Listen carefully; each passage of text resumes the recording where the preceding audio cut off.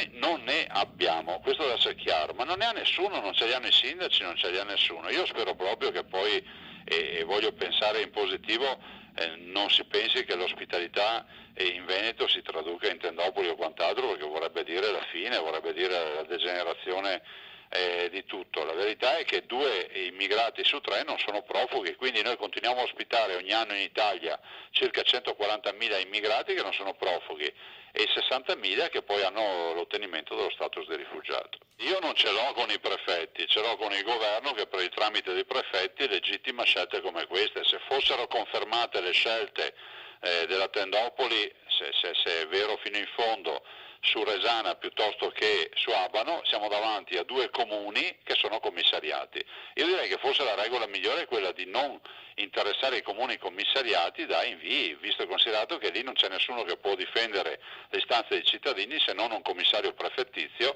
che, essendo stipendato dal Ministero degli Interni che invia gli immigrati, di certo non fa gli interessi dei cittadini.